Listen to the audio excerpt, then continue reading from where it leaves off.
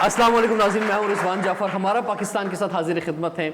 आज हम हैं Newport institute of communications and economics में और यहाँ के बहुत ही काबिल स्टूडेंट मेरे सामने मौजूद हैं। सवाल लेकर आए हैं इस वक्त पाकिस्तान की जो करंट इकनॉमिक सिचुएशन है और इसी जो हमारे फाइनेंशियल हालात हैं इसके अंदर एक न्यूज़ बड़ी सामने आई और वो थी डॉक्टर कैसर बंगाली साहब की कि उन्होंने जनाब हुकूमती ओहदे से रिज़ाइन कर दिया है और वो जो है हुकूमत की पॉलिसीज़ को नहीं मान रहे हैं और वो जो है इस वक्त जो मुल्क के हालात हैं इसको समझ रहे हैं कि वो बहुत ही ज़्यादा बुरे हालात हैं।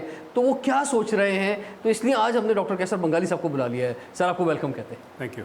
और आपके साथ मौजूद हैं जनाब प्रोफेसर डॉक्टर असलम उकेली साहब जो कि एक्स वाइस चांसलर हैं Mehran university of engineering and technology के और उसके साथ साथ ऑनरी एडवाइज़र हैं Newport institute of communication and economics के। सर आपको भी हम खुशामदीद कहते हैं। तो सर आपने कौन से ओहदे से रिज़ाइन किया सर, पहले तो ये बताएं। लोग समझ रहे थे कोई शायद कोई बहुत मराहत वाला ओहदा आपके पास था गवर्नमेंट का। नहीं, ये एक कमेटी बनाई प्राइम मिनिस्टर ने मई के महीने में, क्योंकि उस वक्त आज भी हमें IMF से नहीं मिल रहे पैसे। IMF पाकिस्तान सर कमेटी जो थी उसका क्या मकसद क्या था? मैं बताता हूँ जी। उस वक्त भी ये बहरान था और मई में बजट भी बनना था और हुकूमत के लिए परेशानी थी कि पैसे तो है नहीं, बजट कैसे बनाए। ठीक है। कहीं से कोई कमिटमेंट हो जाए तो फिर बजट बन पाए। तो मई में इन्होंने एक कमेटी बनाई जिसका नाम था नेशनल ऑस्टेरिटी कमेटी। उसका मुझे मेंबर बनाया। इन कमेटियों का कोई ये ऑनररी होता है, इसमें कोई पैसे नहीं मिलते। ठीक है। बल्कि आने जाने के TADA भी नहीं मिलता, तो आपके ऑनररी काम होता है ये। अच्छा, नहीं आने जाने का तो मिलना चाहिए सर, कम से कम टिकट तो मिलना चाहिए। वो भी अब ऑस्टेरिटी पे काम कर रहे हैं, हुकूमत से पैसे लें, हाँ, ये तो अच्छा नहीं लगेगा, बिल्कुल मुनासिब नहीं था। हाँ, तो आपने क्या किया? हुकूमत का जो बजट था एक्सपेंडिचर का, उसकी ज़ाहिर बात है आपने एडवाइसेस दी होंगी, वो आधा हो गया होगा।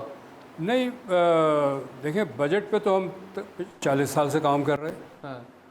और जो मुल्क का बहरान आज हम देख रहे हैं ये रातों रात नहीं पैदा हुआ। ये पिछले 40 साल के फ़ैसलों का नतीजा है जहां हम पहुँचे।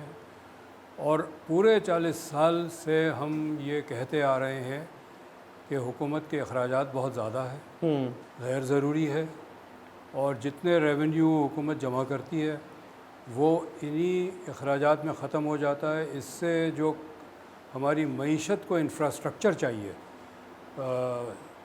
ज़राअत को पानी का निज़ाम चाहिए, इंडस्ट्री को बिजली चाहिए, ये इस पे इन्वेस्टमेंट नहीं हो रही है, बल्कि तनख्वाहों पे और गाड़ियों पे और इन चीज़ों पे ख़र्च हो जाता है। तो जब मुझे ऑफ़र हुआ कि आप इस कमेटी का मेंबर बन जाए, मैं फ़ौरन बन गया, इसलिए कि ये तो मैं पिछले 40 साल से हम बिल्कुल ये आवाज़ आप उठाते रहते हैं कि जनाब बिल्कुल जी।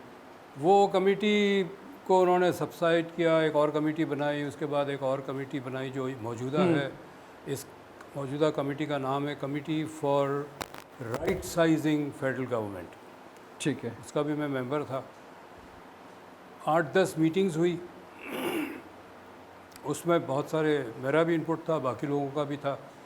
इस दौरान इन्होंने 70 गवर्नमेंट के इदारों को इवेलुएट किया।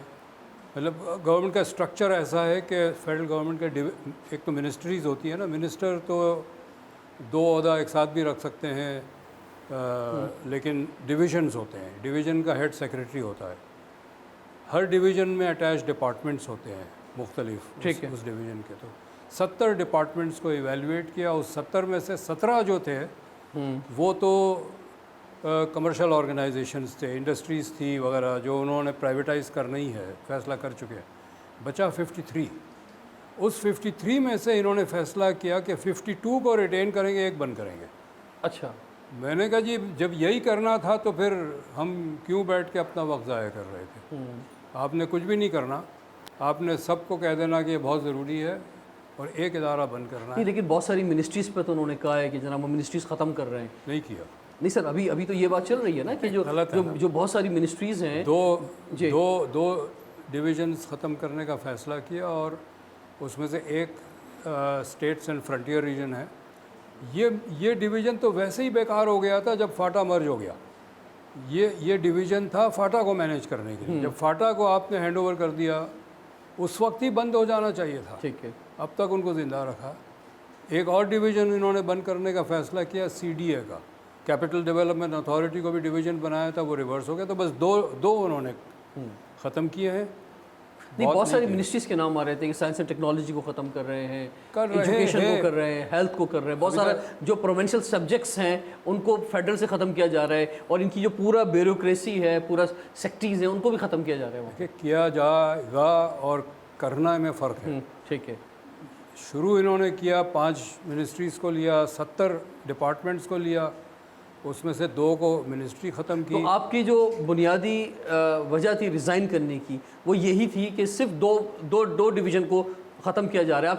आपकी ख्वाहिश क्या थी? जी, सिर्फ डिवीज़न की बात नहीं है, डिवीज़न के अंदर जो डिपार्टमेंट्स हैं ना, मसलन एक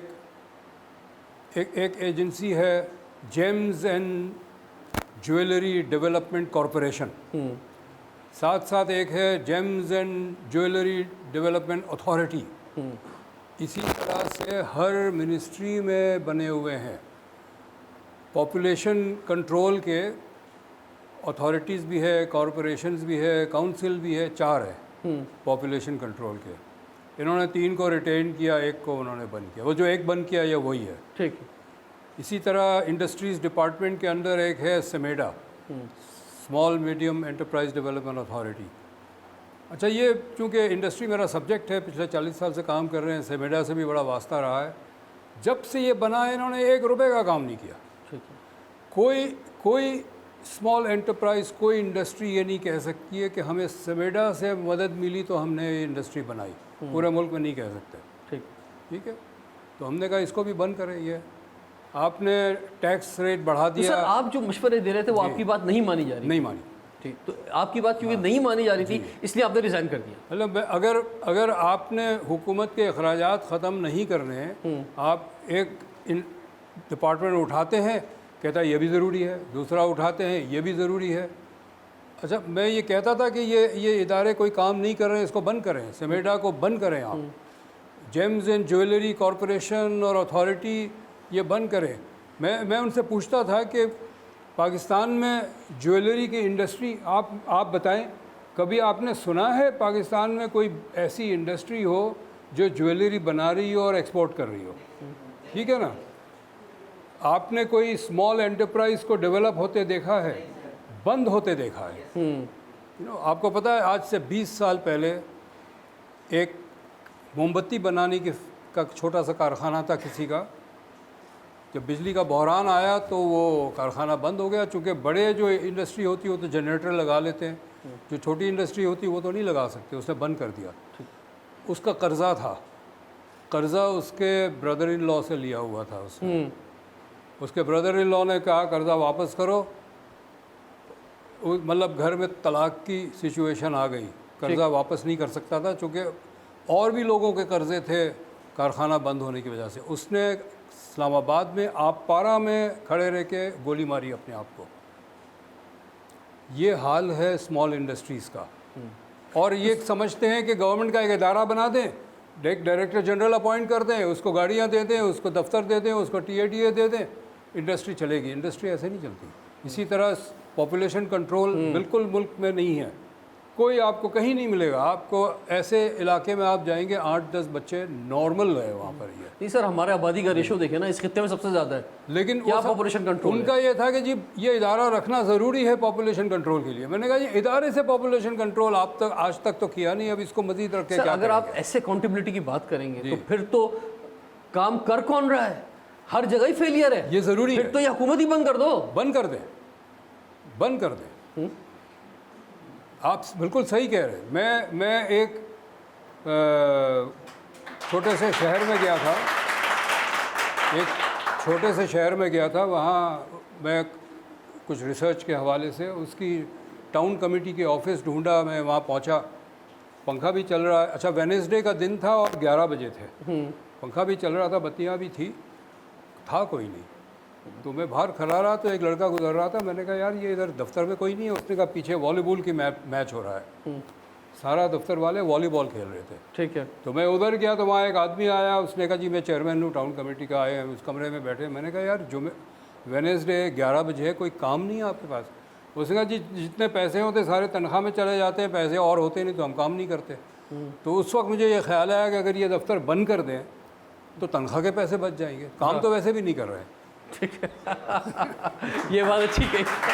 अच्छा सर, मैं आपको एक मिजाज और बता दूँ। आपने तो पहले कहा कि पैसे नहीं हैं तो वो काम नहीं कर रहे, लेकिन थोड़ा मिजाज अरबाब इख्तियार का ये है कि जनाब जो हमें तनख्वाह मिलती है ना वो तो हमारा हक है जी, वो तो हमारा राइट है जनाब, हमें मिलना चाहिए। ठीक है। और जो मराहत मिलती है वो भी हमारा हक है। काम तो उस वक्त करेंगे जब ऊपर के पैसे मिलेंगे।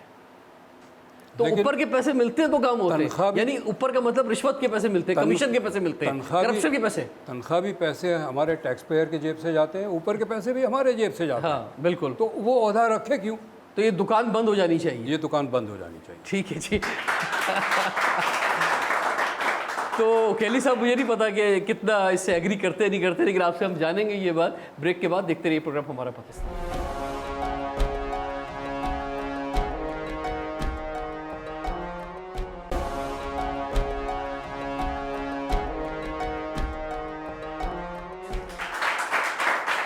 हमारा पाकिस्तान के साथ हाजिर खिदमत हैं। आज हमें Newport institute of communication and technology Karachi में, और हमारे साथ डॉक्टर कैसर बंगाली मौजूद हैं, और हमारे साथ जनाब डॉक्टर असलम मुकेली साहब जो कि वाइस चांसलर रहे मेहरान इंजीनियरिंग यूनिवर्सिटी के। तो सर, आप कितना समझते हैं कि ये कोई काम हम नहीं कर रहा, कोई इंस्टीट्यूशंस काम नहीं कर रहा, तो ये जो बात कह रहे हैं डॉक्टर साहब, इनसे कितना एग्री करते हैं सर आप? मेरे ख्याल में डॉक्टर साहब बिल्कुल सही कह रहे हैं, लेकिन मैंने जो ऑब्ज़र्व किया है कि हमारे मुल्क में जो सबसे बड़ा मसला है कि वो जो एक्ट ऑफ बिलोंगिंग है, ओनरशिप, दैट इज़ मिसिंग। हम सिंधी में कहते हैं मालकी, चीज़ों की, प्रोडक्ट्स की।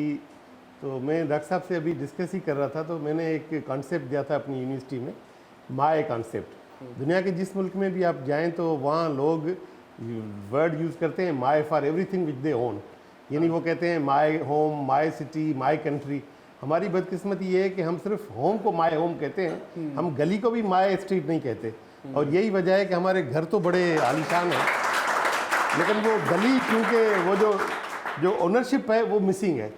तो यही हमारे इदारों का है। जैसे आपने कहा कि हम इदारे में काम करना है, जैसे हमें प्रोफेसर है, हमें काम पैसे मिलते हैं पढ़ाने के, तो हम पढ़ाते हैं।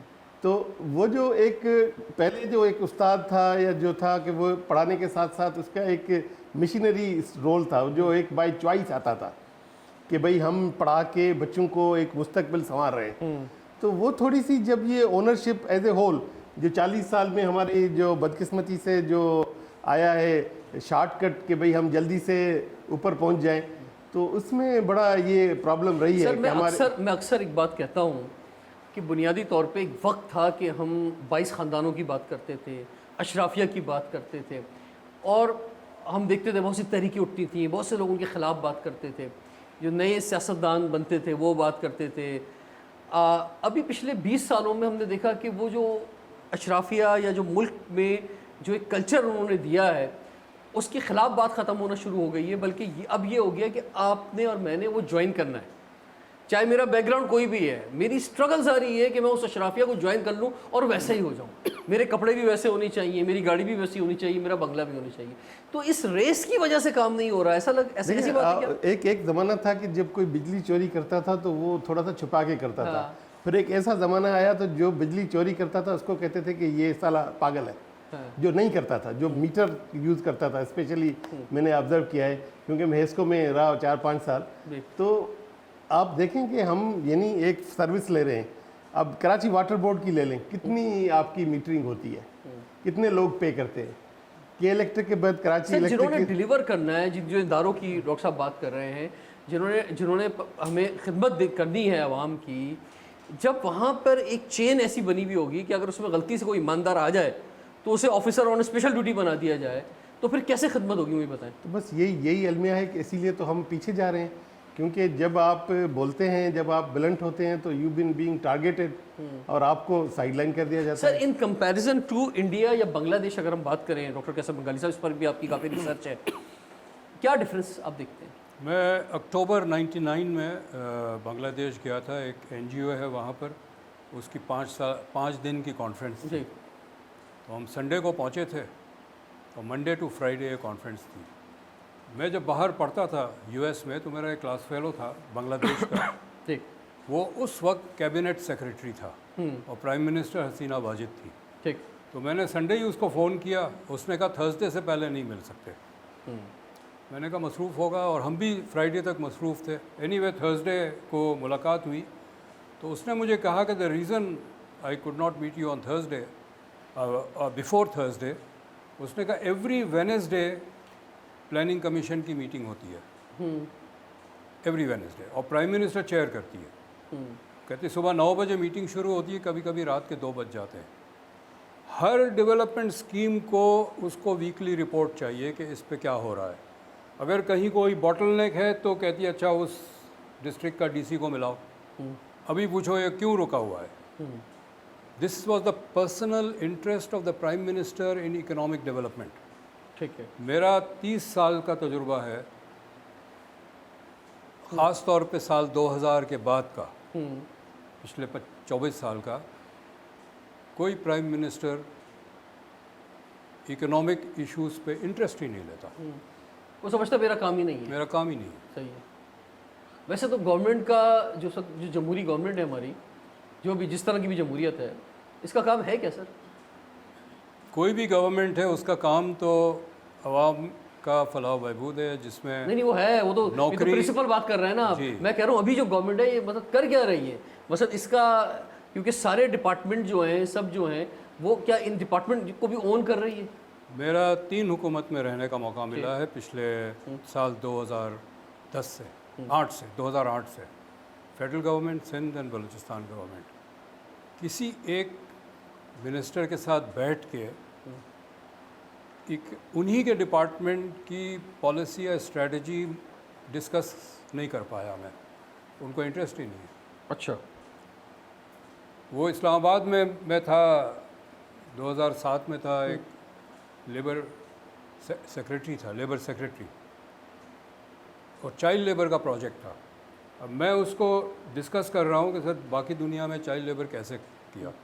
थोड़ी देर के बाद वो कहता है सर आप बात सही कर रहे होंगे, लेकिन हमारा काम फाइल का पेट भरना है। तो मसला जो हमारे मुल्क का है वो सिर्फ सियासतदानों का नहीं है, या ब्यूरोक्रेट्स का नहीं है, या फौजियों का नहीं है। पिछले 40 साल से हमारी रियासत का मकसद नहीं है इकोनॉमिक डेवलपमेंट। 40 साल से पहले यानी 1977 तक रियासत का मकसद था इकोनॉमिक डेवलपमेंट, चाहे वो फौजी हुकूमत हो, सिविलियन हुकूमत हो। ठीक है। सब ने इकोनॉमिक डेवलपमेंट को परस्यू किया। वजह क्या, क्यों नहीं है? मकासद बच गए, तब्दील हो गए। 77 के में जो फौजी हुकूमत थी, उनका मकसद था इस्लामी इनकलाब लाना और मॉस्को को आज़ाद करना। ठीक। मतलब ये तकरीर में कहा गया कि हम मॉस्को को आज़ाद करेंगे उस वक्त। ठीक। और आज तक वो बदल नहीं पाया। हम हर जगह जिहाद लेके जाते हैं, हर जगह मुल्क के अंदर भी जिहाद करते हैं, मुसलमान को मुसलमान बनाते हैं, लेकिन इकोनॉमिक साइड पे कोई डेवलपमेंट नहीं है। हमारा इंफ्रास्ट्रक्चर तबाह हो गया है। आप इसी शहर को देखें, आपने सही कहा कि हम घर बनाते हैं, सड़क नहीं बनाते हैं। इस शहर में न पानी का निज़ाम है, न पानी की निकासी का निज़ाम है, न गार्बेज रिमूवल का कोई निज़ाम है। हर जगह कचरा पड़ा है, हम ज़्यादा से ज़्यादा उसको आग लगा देते हैं, और आग जब लगाते हैं उसमें प्लास्टिक भी जल रहा होता है। और यानी सर हमारी नियत नहीं है, या हमारी कॉम्पिटेंस ही नहीं है? नियत नहीं है, नियत, या हमारे पास पैसे नहीं है? नियत नहीं है। कॉम्पिटेंस भी है, पैसा भी है, नियत नहीं है। अच्छा। जो हुक्मरान यानी है, हमारा जो ऊपर से लेके नीचे तक का निज़ाम है, उसमें ऐसे बासलाहियत लोग मौजूद हैं आपकी नज़र में जो कर सकते हैं? कर सकते हैं ऐसे लोग। मैं कह रहा हूँ, मैंने गवर्नमेंट में काम किया, मेरे साथ जिस ब्यूरोक्रेट ने काम किया है बहुत अच्छा काम किया। हम रात को 10 कराची में भी और क्वेटा में भी रात 10 बजे तक बैठ के काम करते थे। वो ब्यूरोक्रेट बैठा होता था, पूरा अमला बैठा होता था, कोई नहीं कहता था हमारा टाइम ख़त्म हो गया, जा रहे हैं। ठीक है ना। और नॉलेज भी थी उनको नॉलेज थी चीज़ों की। वो मुझे कहते थे सर ये आप जो कह रहे हैं ये हो नहीं सकता। सर ये जो अवाम के हालात नहीं बदल रहे हो केली साहब, तो इसमें जाहिर बात है अवाम तो गवर्नमेंट से उम्मीद बांधेंगे ना, और बहुत सारी चीज़ें ऊपर से नीचे आती हैं। आवाम तो इनडायरेक्ट या डायरेक्ट टैक्स दे रहे हैं, इनडायरेक्ट तो सभी दे रहे हैं ना। आवाम तो वोट देते हैं, जैसी तैसी जमहूरियत आ जाती है। डिलीवर ऊपर से होना है, पूरे निज़ाम ने होना है, चाहे फेडरल गवर्नमेंट हो, चाहे प्रोविंशियल गवर्नमेंट हो, चाहे लोकल गवर्नमेंट हो, चाहे ब्यूरोक्रेसी हो। ये सारा निज़ाम चल रहा आवाम के पैसों से, ये या आवाम के नाम पे जो कर्जा लिया जाता है उस पैसे से देना भी आवाम ने वापस। तो ये जो मैंने सवाल किया कि ये नीयत का फुकदान है, इनकॉम्पिटेंसी है, या हमारे पास फाइनेंशियल रिसोर्स का मसला है? सर रिसोर्सेज तो हमारे पास बेताशा है। ठीक है, फंडामेंटली तो नियत ही है कि हम इंटेंशन हमारी करने की है या नहीं है। देखें, हम करना चाहें तो we can do lot of things. ठीक है। मैं हमेशा कहता हूँ कि there are plenty of things I agree I as an individual can not do, but there are other plenty of things which I can do. तो हम फिक्र में रहते हैं कि ये करना है, वो करना है। हम स्टार्ट तो करें, बिस्मिल्लाह तो करें। हम बड़ी बड़ी चीज़ें सोचते हैं, हम छोटी छोटी चीज़ें तो करें। हम वो करने वाला हमारे एप्टीट्यूड ही नहीं है, और इसी वजह से ओवर द टाइम यानी इदारों में इनकम्पिटेंसी और कैपेसिटी का भी इशू अब बढ़ गया है। पहले क्योंकि ब्रेन ड्रेन जो आप पिछले सालों से हुई है, आपने जब ये फॉर एग्जांपल के इलेक्ट्रिक प्राइवेटाइज किया तो जितने कॉम्पिटेंट थे लोग काफ़ी वो बाहर चले गए।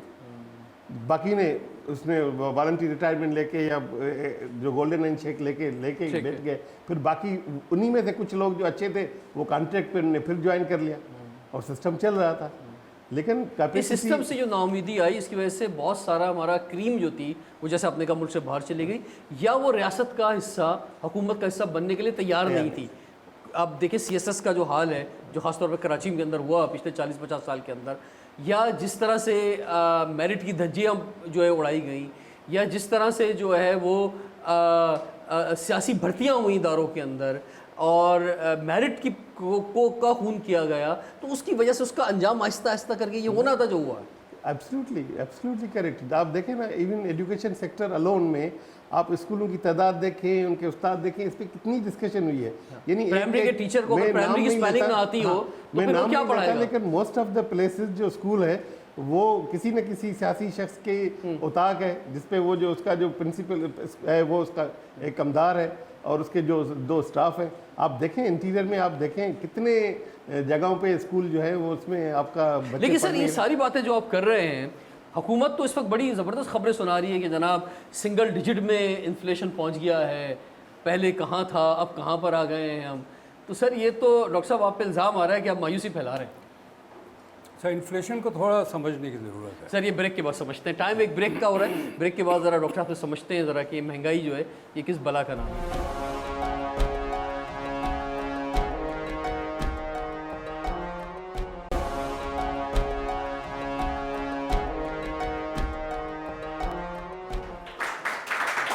Welcome back. हमारा पाकिस्तान के साथ हाजिर खिदमत है। आज हमें Newport institute of communication and economics में डॉक्टर कैसर बंगाली साहब, ये क्या है जनाब, ये जो बात कर रहे हैं गवर्नमेंट के महंगाई जो है, इन्फ्लेशन का जो रेट है वो सिंगल डिजिट में आ गया है, और हम जो है इस खत्ते में सबसे महंगे मुल्क बन गए थे। इस वक्त जो है वो बड़े ज़बरदस्त जो है सेलिब्रेशन हो रही है कि जनाब महंगाई कम हो गई है।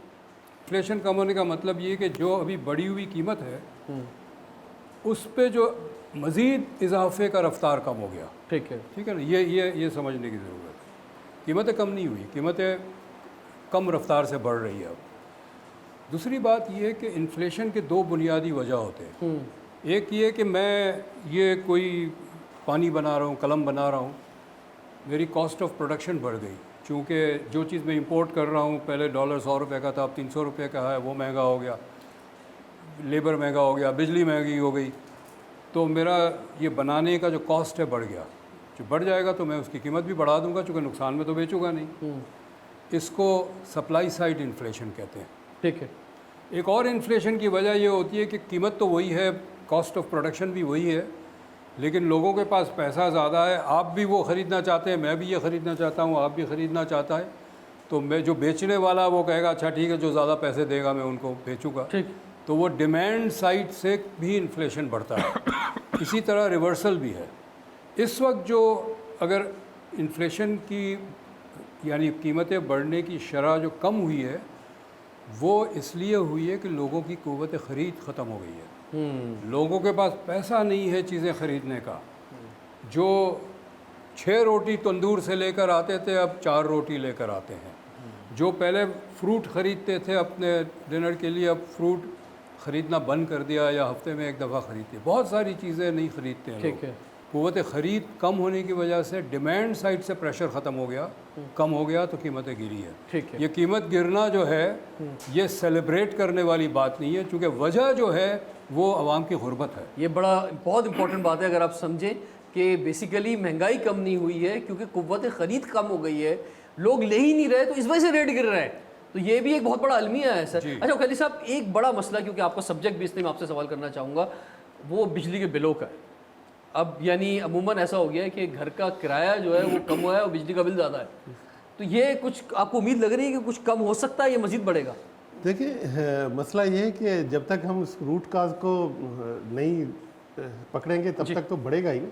और लोगों ने तो मेरे ख्याल में अल्टरनेट ढूंढ लिए हैं, जिनके पास भी थोड़े से भी वसाइल थे वो सोलर की तरफ चले गए। या हमने न्यूपोर्ट में लेकिन भी सर सोलर सोलर लगा गरीब आदमी तो नहीं लगा सकता, नहीं, इतना लेकिन महंगा सोलर लगाना भी बड़ा मुश्किल काम है। सोलर क्योंकि थोड़ी प्राइस रिलेटिवली कम हुई है। अब कम हुई है एक ज़माने में 112-120 रुपये यानी वाट था प्लेट, अब 30 रुपये तक पहुंच गई है। तो लोगों ने जिनके पास भी थोड़ी सी भी अफोर्डेबिलिटी है तो वो सोलर की तरफ गिर जाए। ठीक है। क्योंकि जो यूनिट है वो 70-80 रुपये का इवन इस तक पहुंच गया है। लोग सर किराए के मकानों में रहते हैं, उनके पास तो सोलर लगाने की जगह भी नहीं है। कराची में बड़ी तादाद में लोग फ्लैटों में रहते हैं, वो कहाँ सोलर लगाएंगे सर? वो बिल्कुल सही बात है। ये अभी मुझे तो नहीं लग रहा है, क्योंकि जब तक आप रूट काज को नहीं ढूंढेंगे, जब तक आप महंगी बिजली को ख़त्म नहीं करेंगे, क्योंकि हमारा कैपेसिटी का इशू है। इस वक्त आप देखें ना, हमारी सप्लाई साइड जो है वो डिमांड से ज़्यादा है। हम पे कर रहे हैं आउटेज का, हम पे कर रहे हैं कैपेसिटी चार्जेस। हम अगर वो उसमें से निकाल दें, ये सर्कुलर डेट जो पहले था 300-400 मिलियन के और हमें बड़ा लगता था, अब बिलियंस में चला गया है, मेरे ख्याल में ट्रिलियन में चला गया है। तो आप देखेंगे वो यानी यू आर पेइंग फॉर, बहुत से ऐसे केस स्टडी आए हैं। आपने देखा है कि एक जो पावर प्लांट जो है वो 200 मेगावाट का है, 10 मेगावाट प्रोड्यूस कर रहा है। अब तो नए जितने भी चले एग्रीमेंट है, पावर प्लांट अगर ज्यादा प्रोड्यूस करेगा तो ज्यादा ऑयल चाहिए होगा, मसला ये भी तो है ना, वो तो ज्यादा खर्चा चाहिए वो तो अपनी जगह। तो इसलिए बेहतर यही है कैपेसिटी चार्जेस दे दो, कम पैसे दे दो नहीं, लेकिन हमारे पास अल्टरनेट्स है ना, हम उनकी तरफ लेकिन उनको तो देना है ना सर, जिनसे कमिटमेंट कर लिया है, जिनसे साइन कर लिया है, जिनसे एग्रीमेंट कर लिया है। जी डॉक्टर साहब आप फरमाएं। आप 30 साल पूरे हो गए तो अब तो एग्रीमेंट रिवाइज होने चाहिए ना। मैं कोई तो टाइम पीरियड होगा ना एग्रीमेंट का।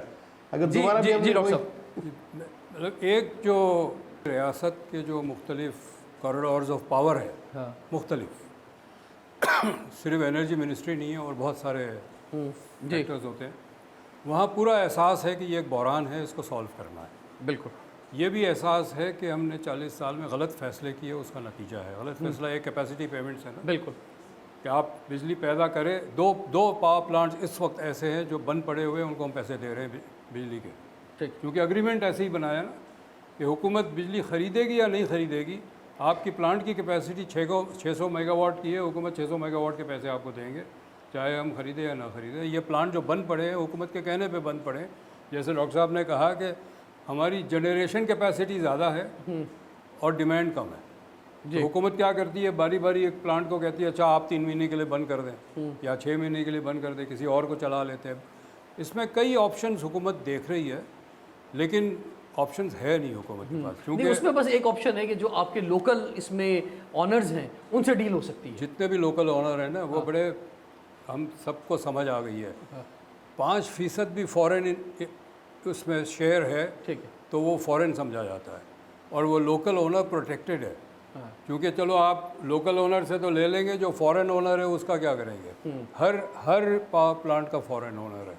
ठीक है, ठीक है। लेकिन इसमें अच्छा आपने कहा सोलर लगा लेते हैं, बिल्कुल सही है, बहुत सारे लोग सोलर लगा रहे हैं। सोलर लगाने से भी पावर स्टेशंस को नुकसान हो रहा है। जितनी डिमांड कम होगी उतनी कैपेसिटी पेमेंट ज़्यादा होगी। ठीक है जी, सवाल की तरफ आएंगे जी। की अजारादारी क्यों नहीं ख़त्म कर सकते? मतलब मिसाल के तौर पे आपने प्रोड्यूसर्स के साथ तो किए हैं, लेकिन के इलेक्ट्रिक तो एक सप्लायर है, तो ऐसे अगर 2-3 सप्लायर होंगे तो जो कंपटीशन आएगा मार्केट में, हमने जब भी देखे कंपटीशन आते हैं आसानी आती हैं आवाम के लिए भी। आपके सामने हाल है PTCL का भी, लेकिन आपने की अजारादारी कायम की हुई है, जिसकी वजह से मुसीबत आम को भुगतनी पड़ती है। जितने का बिल दें वो पे करना है।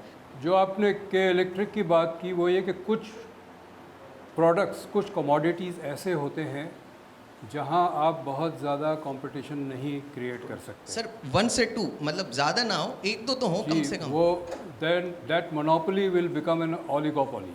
Yes sir. आप ठीक है, इस वक्त सीमेंट प्लांट्स जो है उन्होंने एक अपना ग्रुप बनाया हुआ है, वो आपस में मीटिंग करके तय कर देते हैं कि इससे कम प्राइस में कोई नहीं बेचेगा, तो इफेक्टिव मोनोपोली हो गई। सर लेकिन ओलिगोपोली है, लेकिन फिर भी सर कहीं ना कहीं कुछ बेहतरी आएगी, कंपटीशन ये फिर भी तो आपकी आएगा, उम्मीद बजाय है ना। मोनोपोली हो। ये आपकी उम्मीद है कि बेहतरी आएगी, फैक्ट ये कि बेहतरी नहीं आती है। ये सिर्फ गवर्नमेंट रेगुलेशन से बेहतरी आएगी, और गवर्नमेंट जो है वो अगर यही कंपनी रेगुलेटर भी बन जाए तो फिर वो अपने फ़ायदे के लिए फ़ैसले करवाते हैं। तो ये मसला जो है ये सिर्फ कंपनी लेवल का नहीं है, वो ये है कि गवर्नमेंट क्यों ये करती है। गवर्नमेंट ये इसलिए करती है कि अवाम उनसे पूछती नहीं है, अवाम अकाउंटेबिलिटी नहीं करती। जिस वक्त ये सारे बिजली के फ़ैसले हो रहे थे, जिस तरह के अग्रीमेंट्स ये कर रहे थे, हम लोग हमने प्रोटेस्ट किया, हमने बहुत इस पे रिसर्च पेपर्स लिखे गए, टीवी पे बात की गई कि ये फ़ैसला गलत है, लेकिन फिर भी हुकूमत ने कर दिया।